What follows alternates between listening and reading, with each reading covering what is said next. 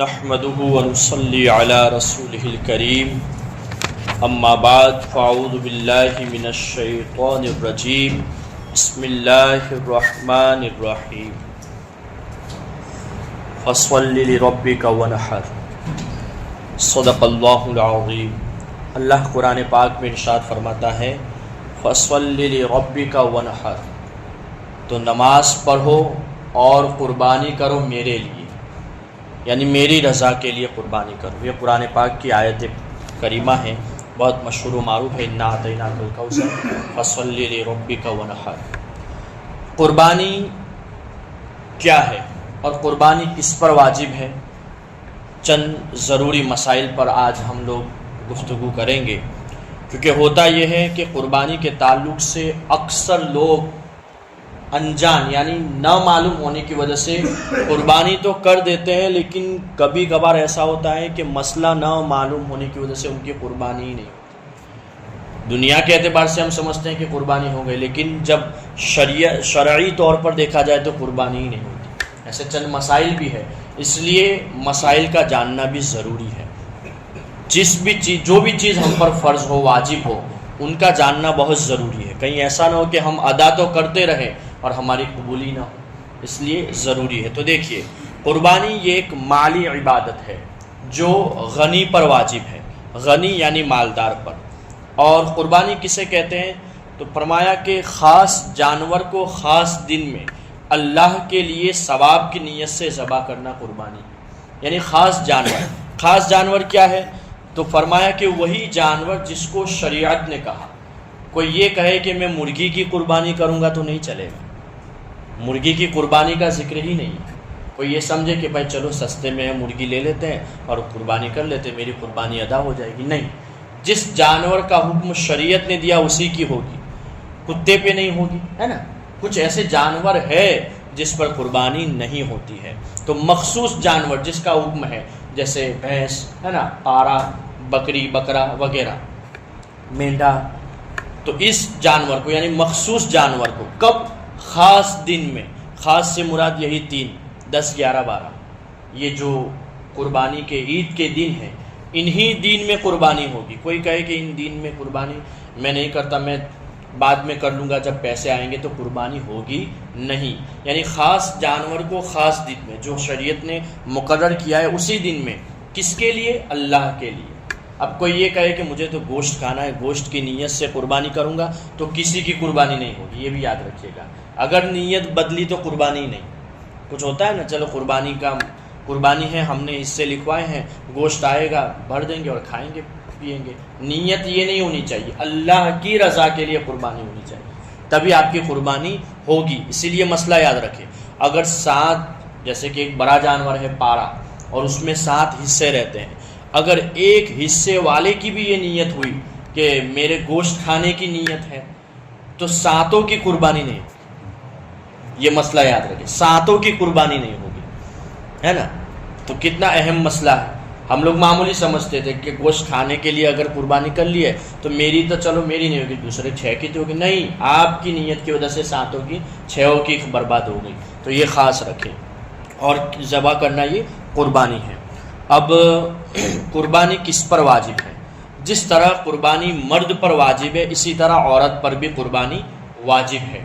مسافر پر قربانی واجب نہیں، لیکن اگر نفل کے طور پر کرے تو کر سکتا ہے، ثواب پائے گا، لیکن اس پر واجب نہیں، کیونکہ وہ تو مسافر ہے۔ یعنی کیا پتہ چلا کہ مقیم پر قربانی ہے، یعنی جو اپنے وطن میں مقیم ہے اس پر قربانی واجب ہوگی، اگر کوئی مسافر ہے تو اس پر قربانی واجب نہیں ہوگی۔ اب آگے دیکھیں، مالک نصاب ہونے سے مراد اتنا مال ہونا ہے جتنا مال ہونے سے صدقہ فطر واجب ہوتا ہے، یعنی وہی حاجت اصلیہ کے علاوہ 52.5 تولہ چاندی یا 7.5 تولہ سونے کا مالک ہو، یا اتنی رقم ہو، یا اتنا مال اور جمع کے رقم کر کے 52.5 تولہ تک پہنچتا ہو۔ اب 52.5 تولہ چاندی یہ کم ہے، 7.5 تولہ سونا یہ زیادہ ہے، تو سونا اگر زیادہ ہے تو اس پر تو ویسے ہی قربانی ہو جائے گی، کیونکہ 52.5 تولہ چاندی تو خرید سکتا ہے۔ اب آج کی ڈیٹ میں اگر ہم 52.5 تولہ چاندی کی قیمت نکالیں گے تو دیکھیے 52.5 تولہ چاندی یعنی 612 گرام 36 612.36 گرام، یعنی سمجھے 612 گرام ہے۔ اب آج کی ڈیٹ میں کیونکہ چاندی کا بھاؤ بڑھتا رہتا ہے، سونے کا بھاؤ، آج کی ڈیٹ میں نے نکالا تو 612.36 گرام چاندی کی قیمت 1,77,584، یعنی 1,78,000 سمجھ لیجیے، 78,000۔ اگر کوئی مالک ہے اس کا 1,78,000 کا اور قربانی کے دن ہے تو اس پر قربانی واجب ہے۔ قربانی کا مسئلہ زکوٰۃ سے الگ ہے۔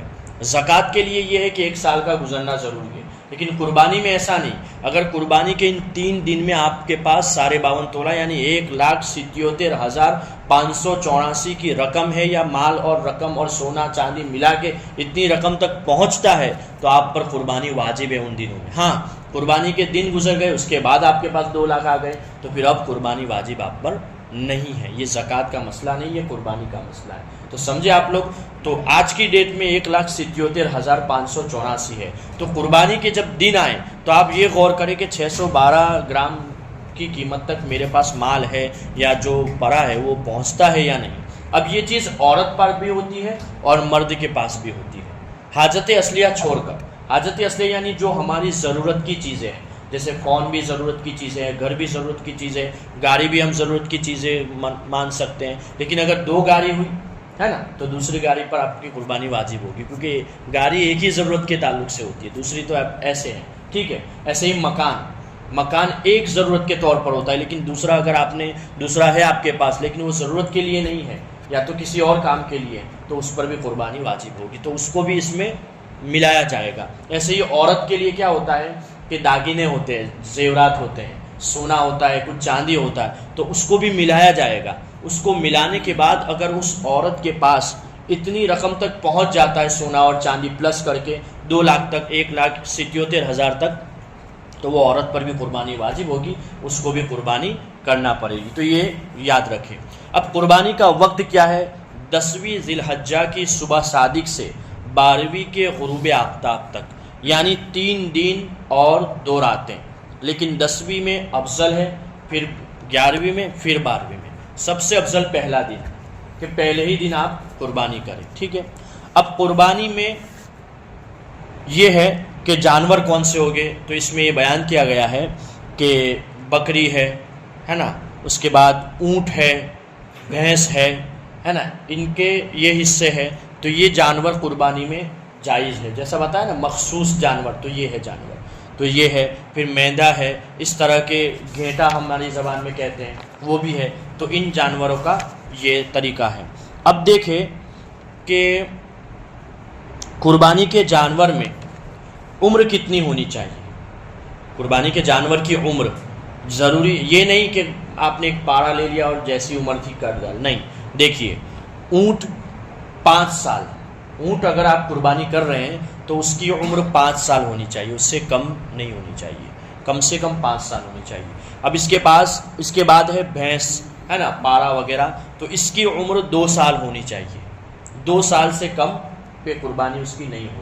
اس کے بعد ہے بھیڑ، بکری ہے نا، گھیٹا وغیرہ، تو اس مینڈا وغیرہ، تو اس کی 1 سال کی، بکرا بکری وغیرہ تو 1 سال، 1 سال سے کم ہے تو اس پر قربانی واجب، اس پر قربانی نہیں ہوگی، اس کی قربانی 1 سال ہوگا تبھی اس کی قربانی ہوگی۔ اور دمبا ہے یا بھیڑ ہے، اگر وہ 6 ماہ کا ہے لیکن دیکھنے سے ایسا لگتا ہے، دمبا یا بھیڑ بس یہی، اگر دیکھنے سے ایسا لگتا ہے کہ 1 سال کا ہے تو اس کی قربانی جائز ہے، دمبا اور بھیڑ کے لیے بس۔ اگر 6 ماہ کا ہے یعنی 6 ہی مہینے کا ہے لیکن دیکھنے میں 1 سال کا لگتا ہے تو اس کی قربانی جائز ہے، آپ قربانی کر سکتے ہیں۔ اب قربانی کا جانور موٹا، تازہ اور اچھا ہونا چاہیے، عیبی نہ ہونا چاہیے۔ اگر تھوڑا سا عیب ہو تو قربانی ہو جائے گی مگر مکروہ ہوگی، یعنی کراہت والی ہوگی۔ بہتر یہ ہے کہ بغیر عیب کا جانور ہو، اور اگر زیادہ عیب ہے تو قربانی ہی نہیں ہوگی۔ تو یہ چند مسائل تھے۔ اس کے علاوہ آپ دیکھیں کہ ضرور اس کا خاص خیال رکھیں کہ حصے جو آپ لے رہے ہیں، حصے میں ہیں 7 حصے ہوتے ہیں نا بڑے جانور کا، تو اس حصے میں نیت سب کی ایک رکھے، جیسا آپ نے سنا ہے نا۔ اور قربانی کا نیت کا طریقہ یہی ہے کہ یہ اللہ کے لیے، اسی لیے آپ دیکھیں ہم جب نیت کرتے ہیں تو کیا پڑھتے ہیں؟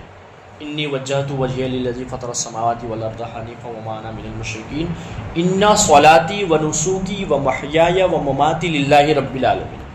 اور یہ قرآن کی آیت ہے کہ محبوب آپ فرمائیے کہ میری نماز، میری قربانی، میری زندگی، میری موت اللہ کے لیے۔